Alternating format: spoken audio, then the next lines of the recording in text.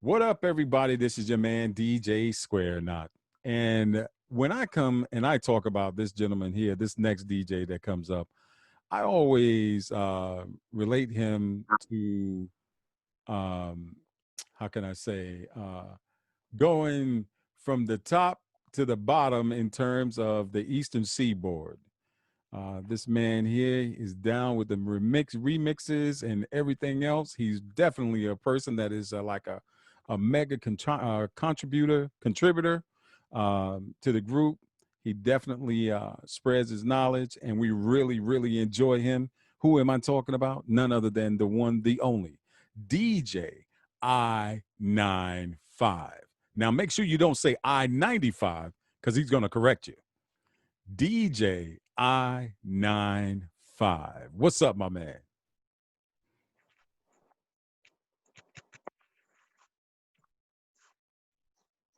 I think What's up? What's up? How you doing, my brother? I was gonna say, did he fall asleep on me that quick? Nah. So what's up, man? What's going on with you? I'm good. Just chilling. So I've been starting to ask this question a little bit more because it kind of opens up the door to some of the questions that I like to ask. So, and it makes it easier for me to pick from that. So, um, tell me who DJ I-95 is. All right, DJ I-95. Just a person that loves music. So I love to share music. I love to experience music in different ways most people wouldn't. So speak on that a little bit. When you say in different ways than most people would, what do you mean by that? Remixing, looking for different remixes, edits. No, not the typical rigmarole as far as music. Not your everyday top 40. Gotcha.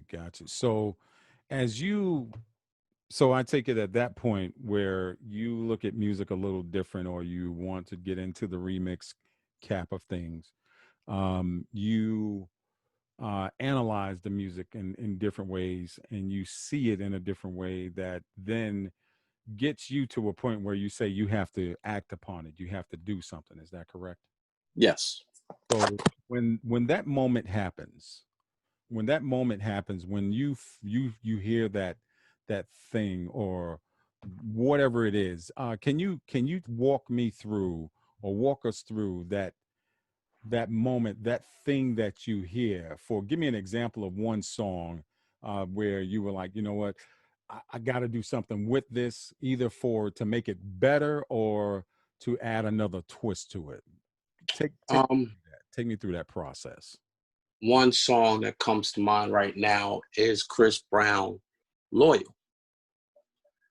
I did a remix and I did like sort of a blend. The blend was more or less, I took Snoop Dogg, Itches, and you know the other word, ain't ish. And I chopped it up and I used that in the remix to Loyal. The second remix to Loyal, I turned around and took the Isley Brothers, In Between the Sheets, and I sampled a certain part, and all I did was add like 808s and stuff to it to make it give it a little twerk remix to it. So let's talk about the first rendition that you just spoke about. Right. Now, obviously, you took this song from well, you know, depending on the version that you use from Chris Brown alone, you know, the dirty version is dirty enough already. Right. But then you take the Snoop Dogg and blend and add that in there. That makes it even kicks it up a notch on the dirty side, correct? Right. More or less, how can I put it? More or less, I just took the instrumental. Oh, okay. I took the beginning of, you know, bitches ain't shit, and used that, the vocal, but basically the rest of it was just instrumental. Hoes ain't loyal, bitches ain't shit. It was more of a wordplay type of blend to me. Gotcha. Gotcha. And so when you created this type of mix, or you create these types of mixes, or remixes, I should say, you take these, your final product. Is there a particular arena that you are trying to get the spotlighted in, or is it just specifically for you and your personal archive of fun, or for, you know, ones who you know in the DJ community, or what? Is there a target? DJs in the community. I don't really touch my remixes. I'm a hard critic of my own stuff, but it's more or less for the DJs that are in the group or just out in the world. Gotcha, gotcha. So as you are working through the life as a DJ, and from my understanding, you literally play every day. Is that correct? Just about, yes. So in your me being a DJ, I find it hard to a lot of times manage that.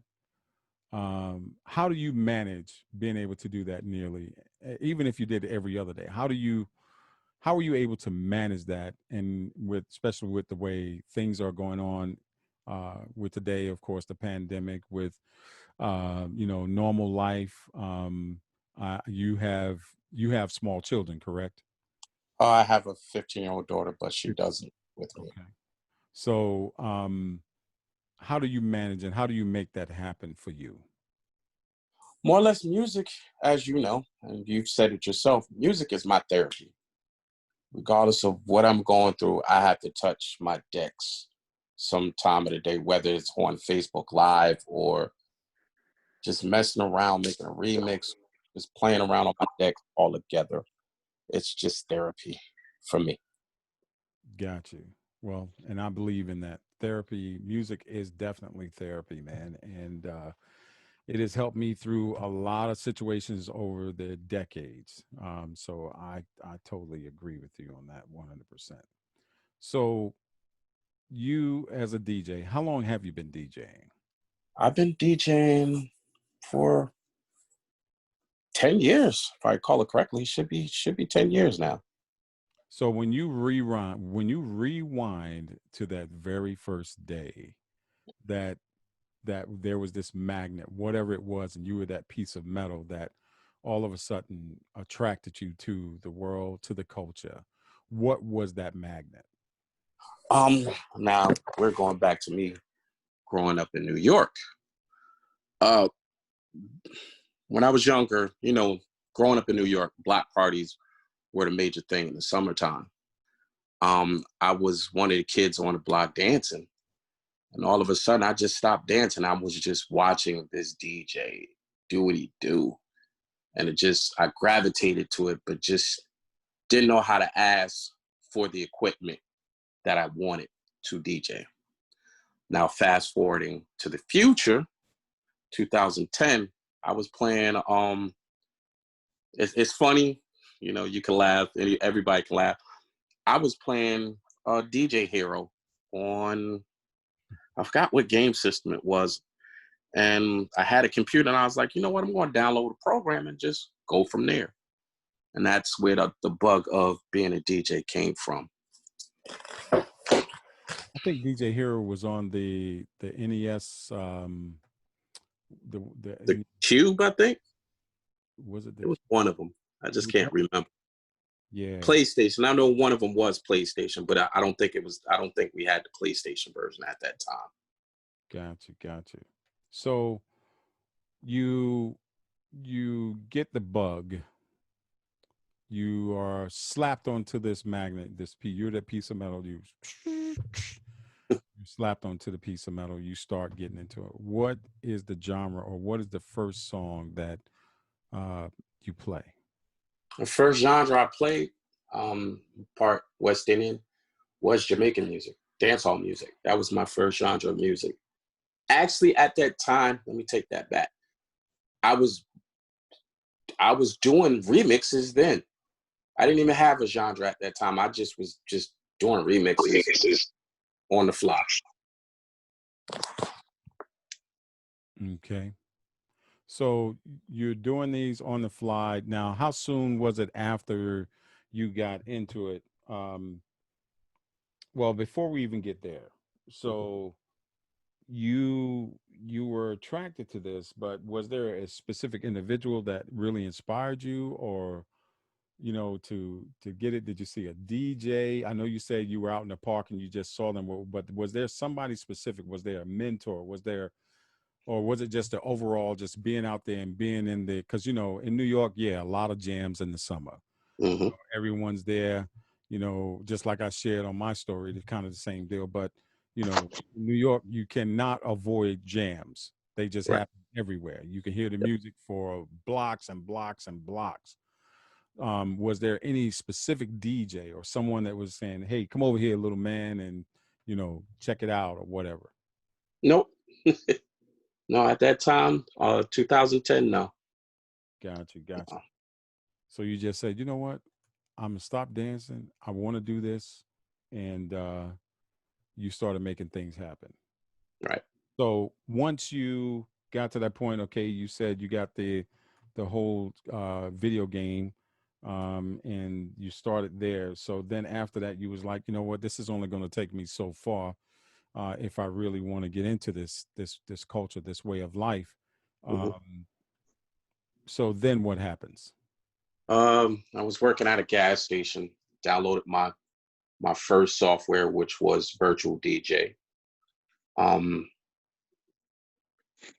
Was doing as much as I could do at that gas station to stay awake. One day I just bought a controller, brought my little cheap home system to my job, and I was literally DJing in Sunoco gas station. That's all right. So that was your first controller. What was that controller? The Ion Discovery. No I SIM card, no headphone jack, nothing. Just I had to buy it. I had to buy a sound card for it. So you truly had a little bit of a setup there. So you had the Ion, you had the sound cards, you had the headphones, all of that stuff, all up in Sunoco. Yes. Got you. So what did people think when they walked through the door and saw you play? Some people laughed, some people understood. Couple of DJs, or one DJ in particular, I told him one day, I'm gonna probably be DJing with him. He laughed at me, but I said about a year or two later, he respected me because he seen what I was doing. He seen where I was going. He seen the growth. And it was like just that right there. It was like, wow, this cat, he actually knows music. So as you progressed, so you were at your work, uh, Right. playing. You were also teaching yourself more and more about the music. Mm-hmm. You started learning about obviously counting music and everything else, sound, and then this DJ, a couple years later, gives you the respect that at that point, you're like, hey, I'm deserving of something in your mind, possibly, and you move forth. So, what was your next step after that? Um, just DJing the local clubs in Pennsylvania, because that's where I started DJing at. I was DJing in Coatesville, Pennsylvania. I've DJ'd at, I'm trying to think of the clubs there. Appetizers, trying to think, a couple of motorcycle clubs out there. I've DJ'd at the Spare Rib in Westchester, and the Star Social Club also in Westchester. DJ'd in a few places in Pennsylvania. So, when you started DJing in the clubs, by that time you were very confident with yourself. Right. obviously, because playing in the club, you're dealing with a crowd that will look at you and say, "Yo, what the hell are you doing?" If you're not doing the right thing at that point. I think you Right. pretty much on lock. And what type of club was that? Was that R&B? Was it reggae? What type of club? It was anything from R&B to Latin music at that time. Okay, so My first gig, I was with another DJ. That the DJ I was talking about 2 years prior, we bumped in. We played around, with music, but that was years later. Another DJ came through and he heard a mix and he was like, "Yo, just come to the club." The first genre of music I DJed was dance hall music at a club. And at that time, I was going back and forth to Philly to the Jamaican spots down there, and I knew about all the new dance hall music. In the town I was living in, they didn't really know about the new dance hall music, so that's all I was really playing. And at that time, I had to learn every other genre of music besides dance hall. So that just made me like really get more into music. gotcha. So the question I have now, it leads me to this because you were traveling back and forth at that time. You were still in New York at the time? No, I moved down to Pennsylvania. Oh, you actually moved down to Pennsylvania. Yes. Okay. Because I was going to say you're in New York, then, you're traveling back and forth to, PA. Is that where I-95 was born? Um Thank you. The name really came I from going up and down I-95. I used to live in New York, moved up to Connecticut at one point in time. Then I moved down to Pennsylvania. My government name is William. There's too many ill wills, chill wills, whatever will. I was like, think about it. What would fit you? Hmm. You traveled up and down I-95. DJ I-95. Nah, that sounds too. That makes you think about I-95. It's like it sounds. I don't know. It just doesn't sound right to me. And I was like, you know what, DJ I-95. I get the joke no matter if I was in Pennsylvania or not. Oh, Route 66. It didn't matter. I got so many jokes on my name, but people really started respecting my name because of what I was doing. Because I've always wondered. So now I know. I had the concept partially right, but Right. that's that's that's that's good. That's really good. So now, 10 years in the game, you are playing a host of different genres. Out Right. of all the genres that you play, out of all of them that you play, which is the one that absolutely attracts you the most? Remixing, regardless if it's my own remixes or friends remixes or world renowned DJs. That's my twist, because if I can play something that grab your ear, it's the same song. It's a song that you heard, but if it's remixed different and it grabs your ear, that makes me feel good. So, are you predominantly a club DJ or do you do other venues as well? I've done clubs. I work security at a concert venue called Toll's Place. I've DJed for college kids. I've DJed weddings. Anything you could think of, I've probably DJed it. Now, out of all those places, well, obviously, if I asked you, you would probably say the clubs, because you had more free reign, I guess, in terms of what it would be. That's One, there was only one club I can actually say I had free reign to okay. play what I wanted to play. Gotcha, gotcha. So, we were talking several nights ago, and we got into this thing about clean and dirty. Right. Now, that was a pretty huge discussion, actually. Yeah, it was. So in terms of your, obviously, when you make remixes, do you keep that in mind about the clean, or do you just go dirty and then clean it up later, or what's the process on that? If anything, if I can get an acapella, it's got to be both. So the remix to Loyal, the one I made with In Between the Sheets, was clean and dirty. The one I did with Bitches Ain't Shit, that was just dirty. So if I can get a clean and dirty version of a song, I try to keep that in mind.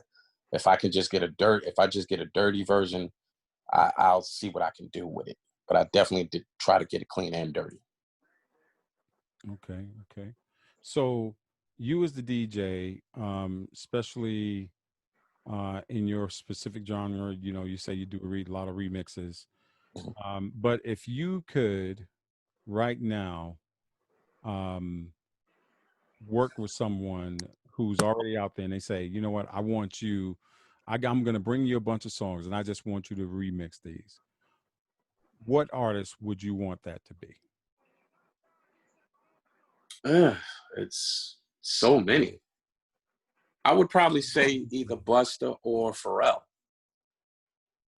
One of the two, if not both, because they both have worked with each other. Okay. And why is that? Besides the Buster, fact of the catalog, but right? Buster, he's one of my favorite. He's actually one of my favorite rappers. And Pharrell, he thinks outside the box more or less, and I like that train of thought. He's not he would be considered a misfit because he don't just do hip hop. He does R&B, rock, pop, soundtracks. So that catches me. got you, got you. So now, not only as a DJ, you're a DJ, but your DJing is not full time, correct? Right. So you do that on the side, and you are in the medical profession. Yeah, I'm a home health aide right now. So, do you ever, at some point, utilize your DJ knowledge and music skills to assist you in performing your work? Um, Before the pandemic, I've had DJ'd a couple of what is it? Homes for elderly, and they enjoyed the way I DJ'd. So music, like I said, music is therapy, Hmm. and I try to cater to a different demographic as far as older stuff or mature stuff. Gotcha. So now you were in New York, you went to Connecticut, then you went down to Philly, and now you're back in Connecticut, correct? Yes. So is this where you're like settled down right now, or is there more moves for you? The move is to go back to Pennsylvania. For me, I can't I can't be as creative as I want to be here because everybody's stuck on this new type of hip hop.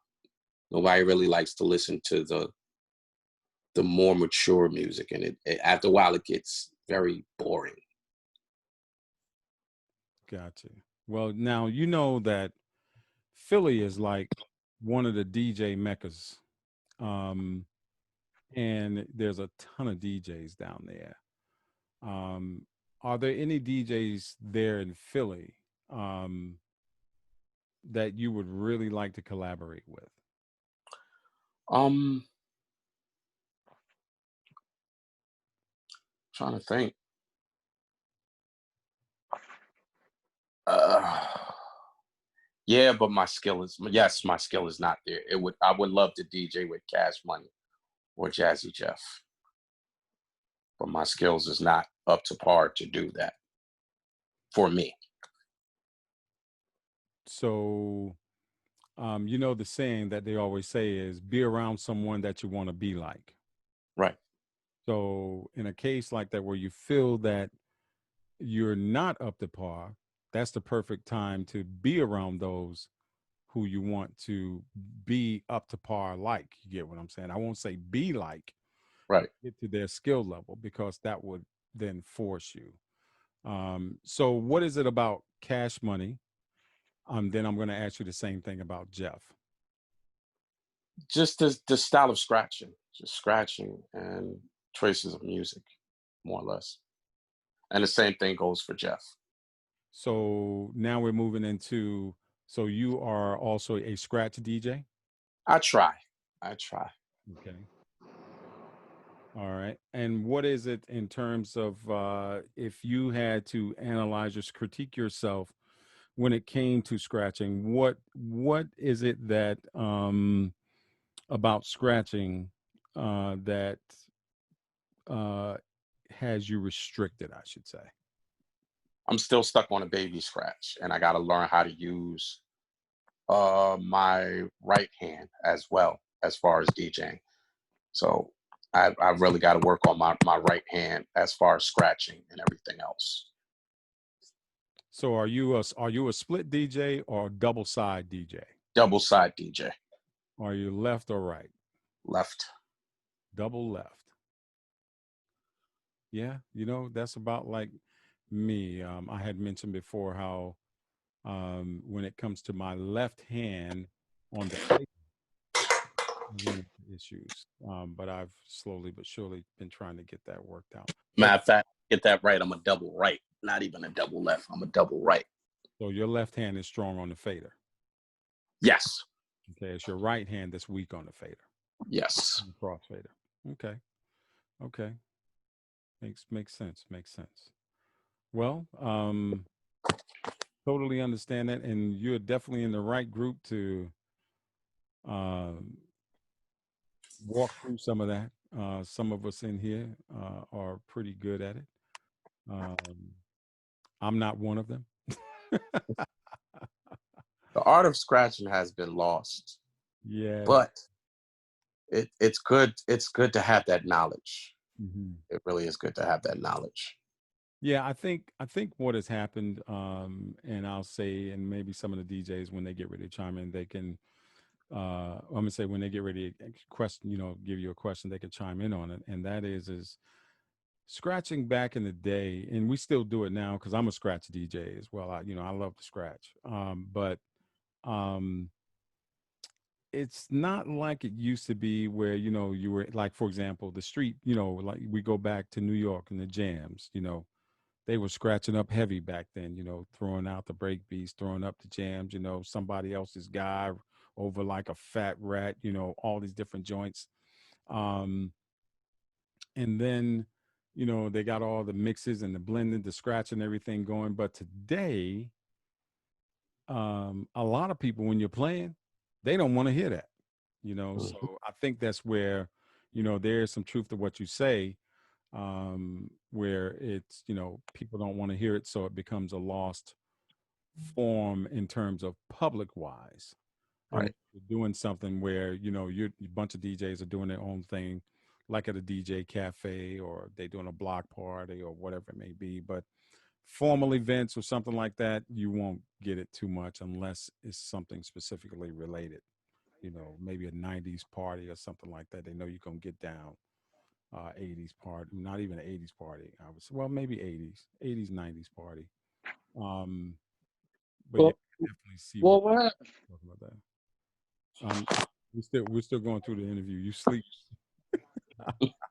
We get ready to ask the question in a minute, Joe. Oh no, I forgot I had my mic on. So, um, I was, trying to dig to. So when you, as I asked multiple times about, well, not really multiple, well, maybe. So, I see that a lot of it in terms of when you were started your DJing process, um, yours mainly came from the feeling that you got from your mentor, your inspiration came from the streets, came from no one particular person. It came from the overall feeling that you got from being at different jams and just the whole thing of the music and what you were hearing. Then, of course, that progressed to you doing your thing on your video game that then shifted into equipment and so on and so forth. Um, and we've talked about your music, your love for music, what you see in music. Um, I'm trying to think of a way to, well, let's do it like this. You are sitting in, I'm gonna give you a scenario, and you've already talked about one basically with a remix, but I'll give you a scenario like this. You are in a club, and I'm asking you this because this was a conversation that came up a long time ago. I don't even know if you were in here at that point. You walk in a club, people are in the club, and everyone is just sitting there. The DJs, he's playing, he's playing, he's playing. And people are getting up and going, will somebody, is there a DJ? Will somebody please play, please play? And the DJ is saying, hey, I can't really do anything. And it's all, the club owns all the equipment, everything. This DJ is just up there. And someone says, will you please, somebody please play? Is there a DJ in the house? Is there another DJ in the house? And even the DJ up top, he knows that he's not doing a good job. Do you get up and go play because you feel No, you can do it better, or do you just chill out? I just chill out. No, I've been in that predicament before, so no. Gotcha. And your I reason behind chill out. it? Everybody has to start somewhere, regardless if they've been doing it for years, and still don't know the techniques. Everybody has to play how they want to play. And I'm not going to step on anybody's toes to do that. I've been in that predicament before, so no. Even though he's like, hey man, pretty much he's asking for help, and Nope. also Nah. this is a chance for you to shine. Nah. Cool beans. Because you know what? I would do the exact same thing that you said. I was just curious. Although I've had some DJs say, hey, yeah, I get all up in it. I'd be like, no, I'll just chill out. So, of course, I can continue to ask you tons and tons of questions, man. It's always great to talk to you, man. You are the one thing before I let you go is, hey, a little Frankie Beverly Mays on that joint right there. But you are a big time contributor, man, to the group. And man, you came in, I came in, I remember when you first came in, and it was, I think it was probably a Monday night. Mhm. Flash had said that was going to be our night for DJs to uh, talk about music and expose their music. And all of a sudden, here you go, exposing tons and tons of music that, you're like, hey, this is what we got, and you specifically, I caught that word.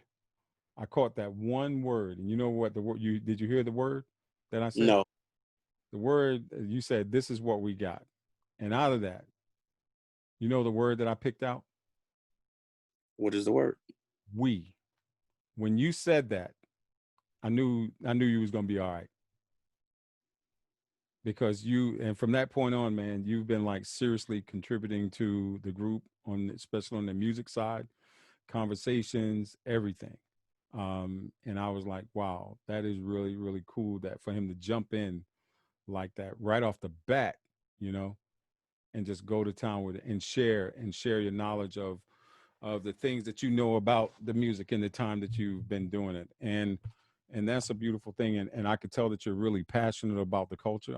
You're passionate about what you do, and it definitely flows into the group, and we see that and we respect that. So salute to you on that. Salute to you, sir. I appreciate it. Appreciate it. So now, what I want to do is I want to get the other DJs to come in and ask you some questions. Um, and I'll start off this time.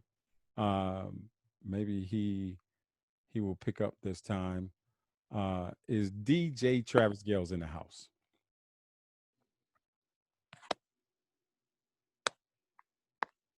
All right. DJ Yoshi, you got anything from my man I-95? I do. So I have like a couple questions.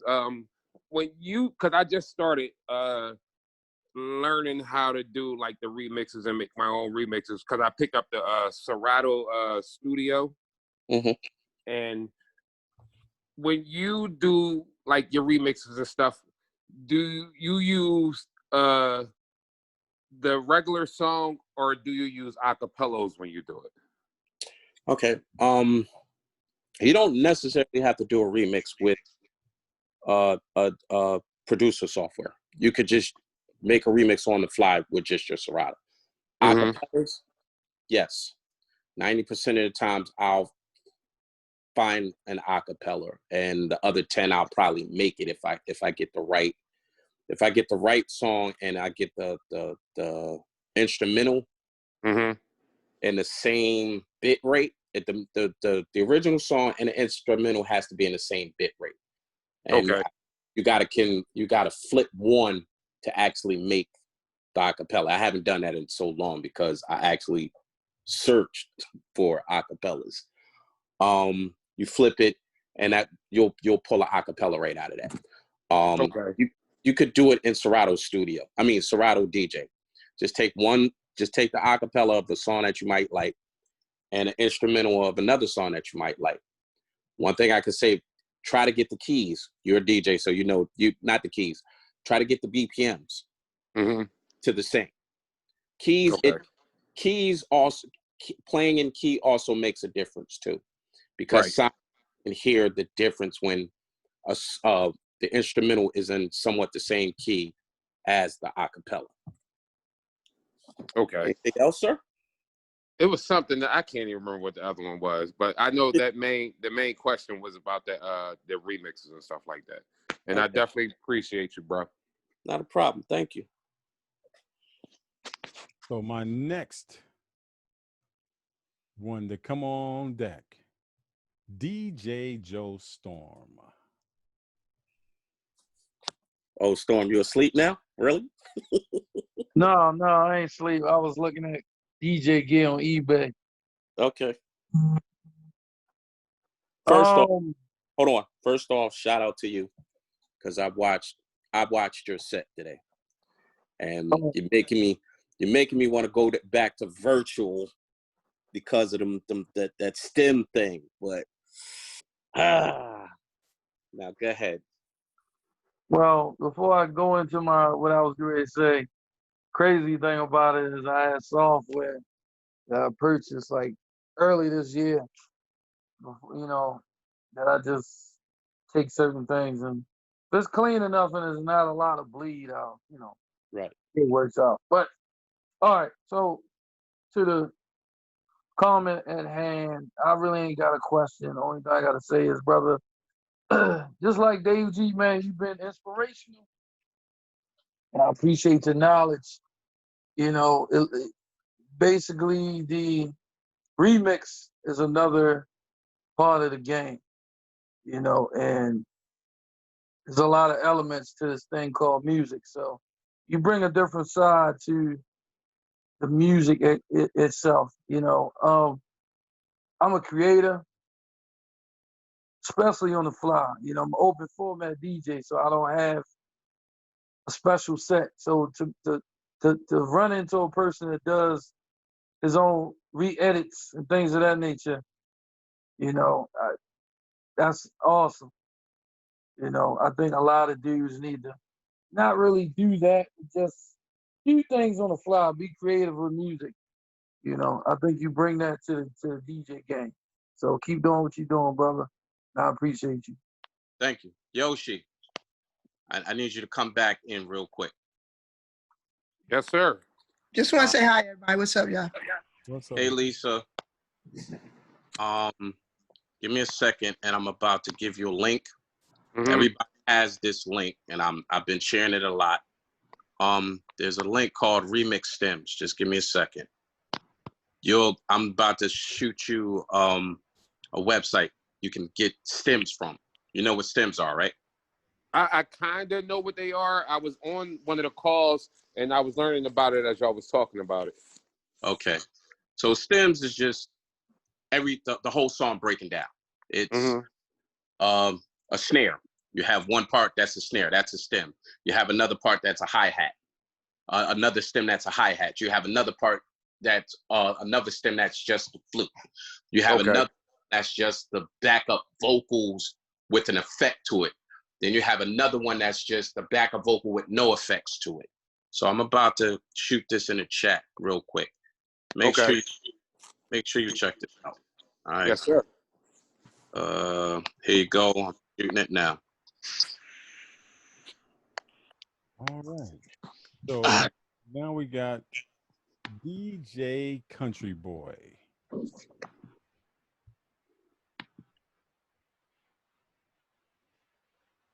All right. We got DJ Dave G.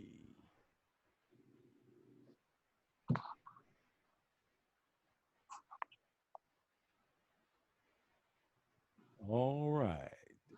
DJ Michael E. Everybody want to be asleep now. I see. DJ Big Said.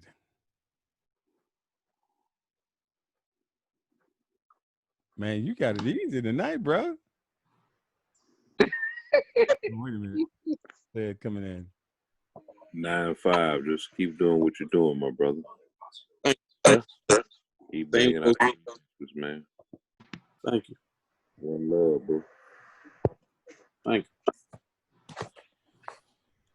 DJ Big Dooley. I think he's. Yeah, he out. That chicken box put him out. He done. He done. All right. And we got now DJ Lisa Love popped in, but I'm not sure if what we did is we interviewed DJ I-95 just, to kind of get some insight to who he is and what he does. So that's what that's about. And we have a series of that we do with the members. So that's what we've been doing, is just interviewing the members in the group. I don't know, you popped in just as I finished the interview, so you probably don't have anything, or anything general in terms of DJ wise or anything, or Nah. Anything general about, like give me like a general question. Well, in terms of what we did with I-95, I just pretty much went through his life story in him as a DJ and his music, and to learn more about him in depth. So that's why, you got something to just say, keep doing what you're doing. And he is a big remix fan. So he's one of our men for that. Okay. Well, I don't know if a lot of y'all know, but I had like a DJ school. It's still, my LLC is still operational. My corporate office is in Ben Selling, PA. And, I opened up a DJ school 2007 in Philadelphia. And it was pretty successful. I taught about 1,600 students between that time, between 2007 and 2017. And just as I got older, my mission changed. Everybody said, well, why'd you shut it down? My mission changed. I was in Philly, living in Philly. I had a home studio where I taught. And when I retired from my regular job, I was at the Federal Bureau of Prisons for 25 and a half years. And I retired in 2016. And I just wanted to do something different with my life. Kind of felt like I taught a lot of students, and it was, you know, I guess it was time for me to do something. I didn't know what else I wanted to do. So I wanted to do something different. So once I retired, I sold my house. I moved upstate New York. And I tried to teach a couple kids up here, a couple people. I ended up teaching probably about 6 up here. But it was a different area and different mindset, I guess, of people. So I just reinvented myself, and I got into the school system, and I was teaching this after school program, teaching people how to DJ in the school, in the program they had, after school program. And That's well. What we're gonna do is we're gonna get you and do an interview with you, because it sounds like you got your story to tell as well. So yeah, so that's, I mean, that was it, like, basically. okay, And okay. and when I was teaching, I just want to say this quickly. When I was teaching, that was like, I loved that so much more than DJing. If I had to compare the two on a 1 to 10 of each one in comparison with each other at the same time, I would have given actual DJing a 3 and teaching a 10. Because it was like, I mean, I taught all kinds of people. I taught a lot of doctors, lawyers, corporate execs. I taught a few youth. I taught everything. I taught a firefighter. I taught an ex-stripper. I taught a military sergeant. I taught a home ec teacher. I taught a pharmacist. I taught a heart surgeon. I taught an autistic young man. I taught a super hard of hearing guy. He DJs. He's still DJing amazing. He was hard of hearing, and I felt so full giving the art to people, and then I had refined it down to being able to teach somebody. I taught what is that called? Pardon me if you will, because you know I'm part of the LGBT community, but I taught what are they called? A transsexual, female to male. I mean, I was exposed to so many different people when I was teaching, and I just felt so full being able to give that knowledge of teaching. And I taught them initially on turntables, and when I showed them Serato, I would blacken the screen. I wouldn't let them see the screen so they would listen to the music. So like people, like, you know, people who don't know nothing about DJs, they see me DJing on my controller. It's like, oh, why you DJing on turn? Because I done been DJing since 1985. I could DJ on what I want to DJ on. Now we got my man DJ Rod Flash, the primary admin of the group. You got something for I-95, my brother? Where I want to start.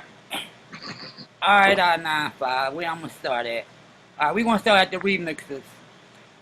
Since you've been doing these remixes, have you remixed a song and the artist reached out to you about the remix that you've done?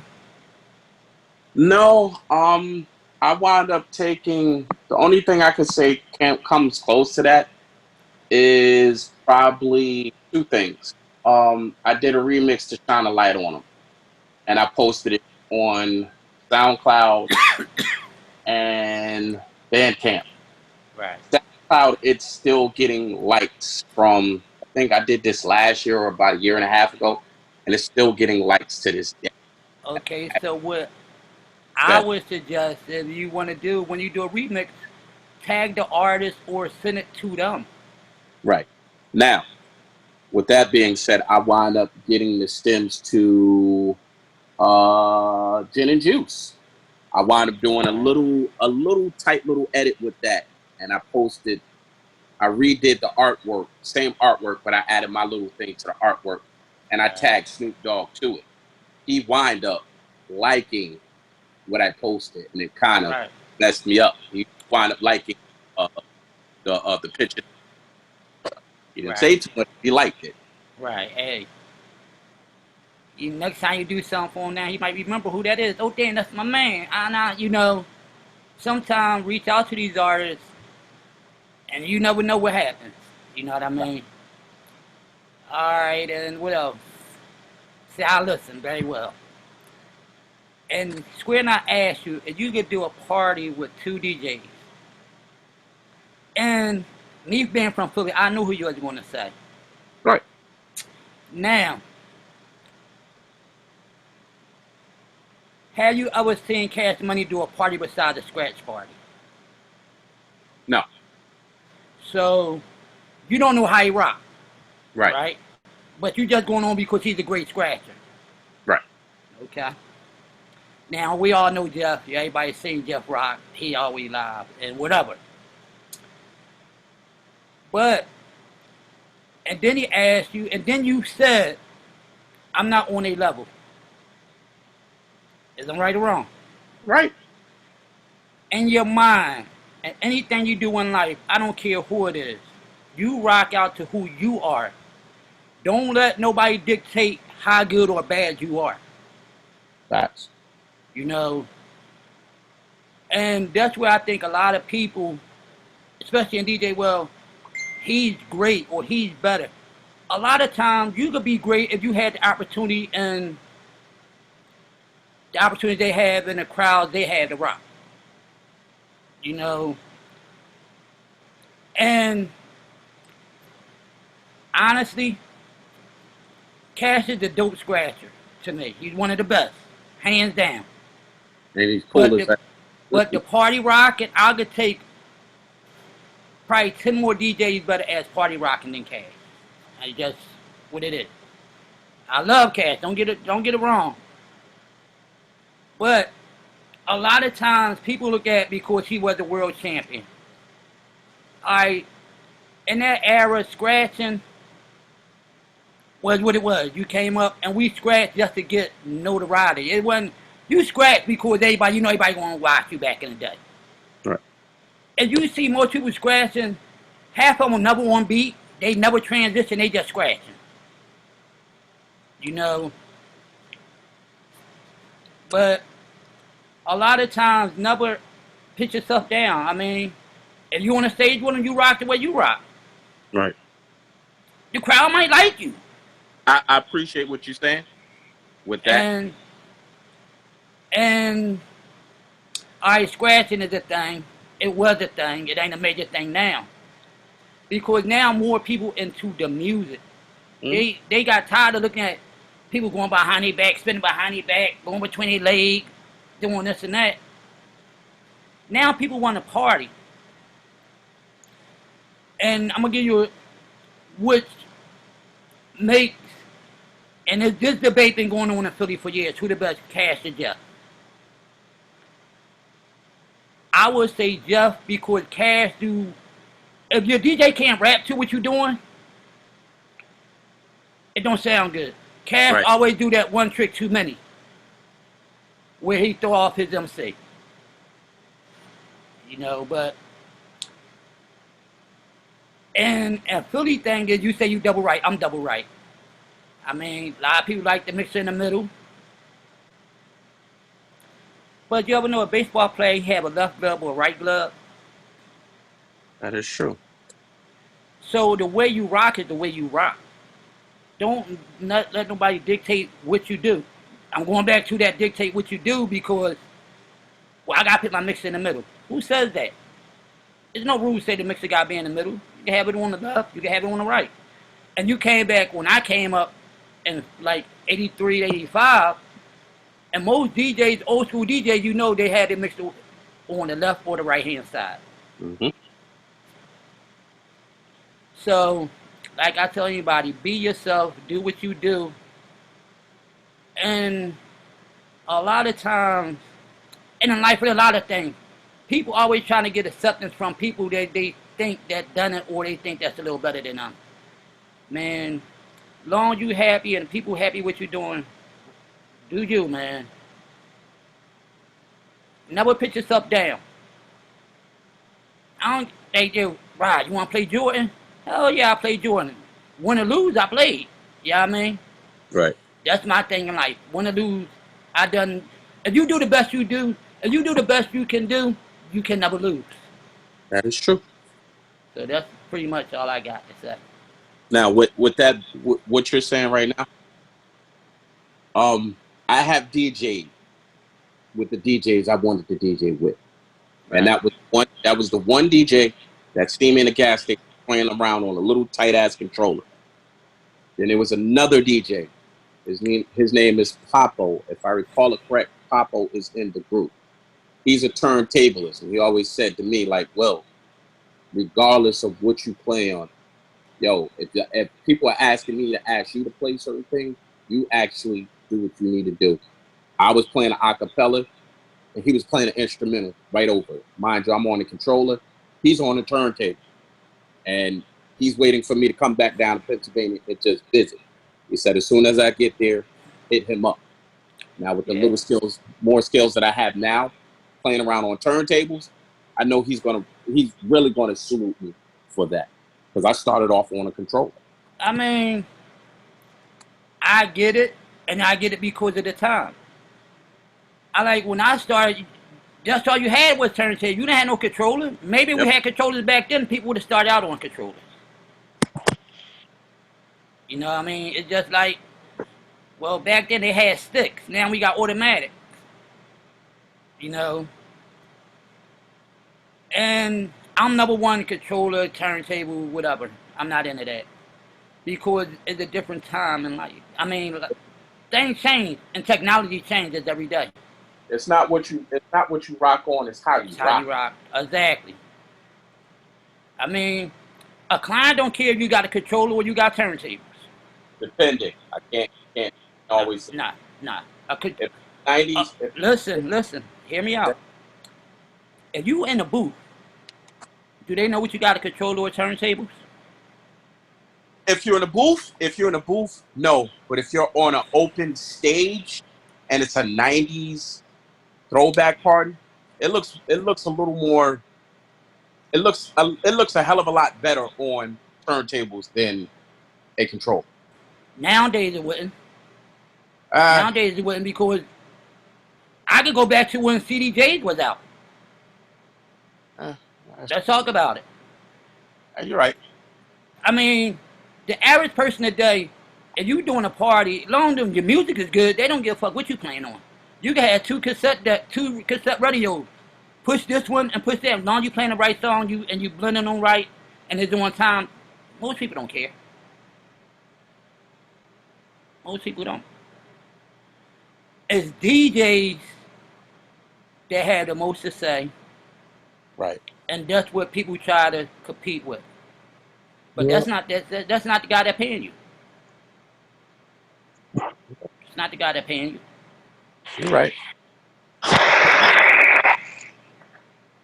Okay, you say controllers. Right? Right. You know what Jazzy Jeff play on every day? Controller. No. Repeat that again? Repeat that again? Controller. Oh, but it's good for him, but not good for you. The money he's spending on it actually looked like turntables. I get what you're going money with don't have nothing to do with it. Right. Money had nothing to do with it. Cause some of these controllers is $1,500 to $2,000. Yep. Some of these controllers cost more than the range setup. Without the mixer, I'm saying, but yeah. But like again, I said, most people, as long as the music sound good, and DJs worry about that stuff.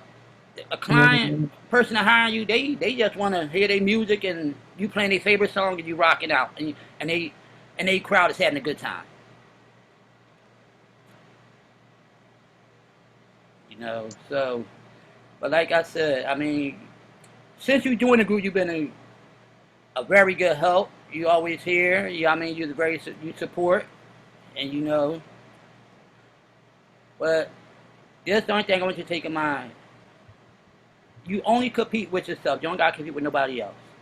And because that's where I see a lot of people as DJs go wrong. You try to, everything is what Jeff do, everybody want to do.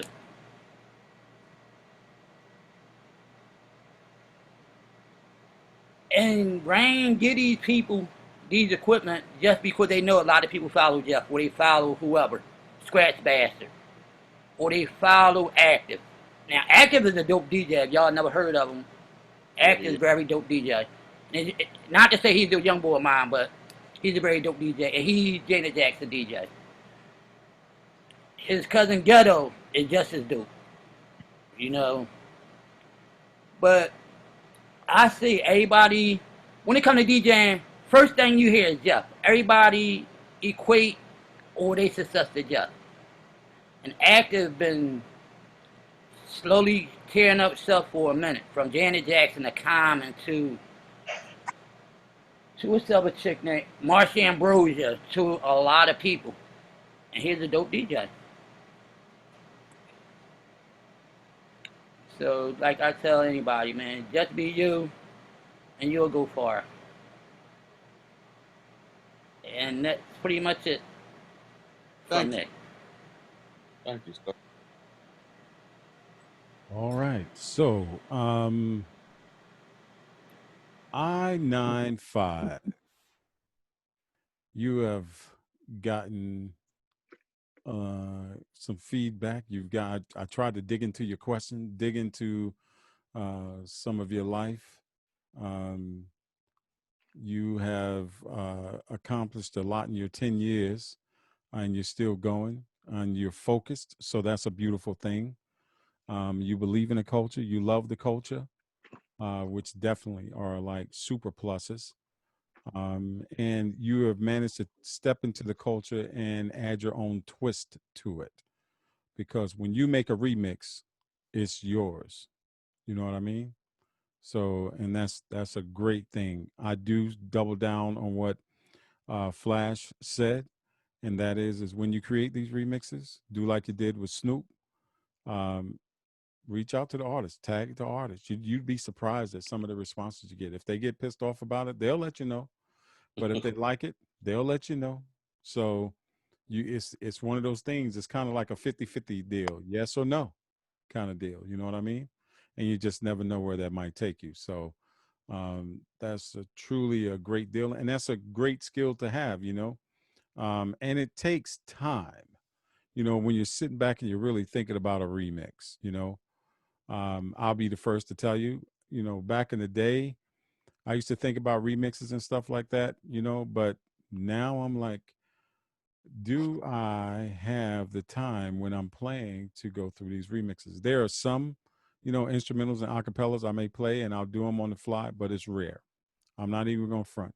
So what you do, hey, you're already above the line from where I am in that sense. So keep doing what you're doing, man. You're doing a great job, man. And like I say, I love the fact of how you engaged the group. I love the fact of how you really, your contributions, and you are knowledgeable, and you make sense. You make sense. So that's a beautiful thing. And you, again, just like Dave G, you aren't afraid to voice your opinion, put your opinion in, you inject your ideas. And we like that, and we need that.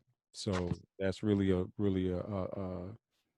kudos and a salute to you. So, is there anything else that you want us to know or want to say before I close out?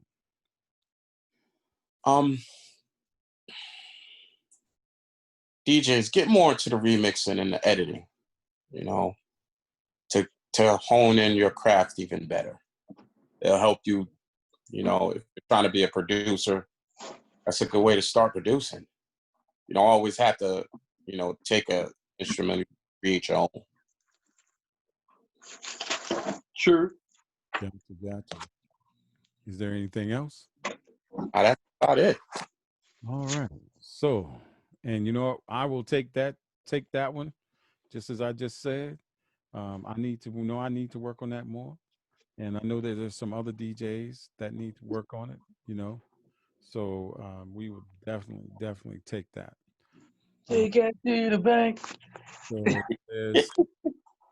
there's not anything else. I would say we really appreciate you for being part of this group. We appreciate you for being an active member in the group.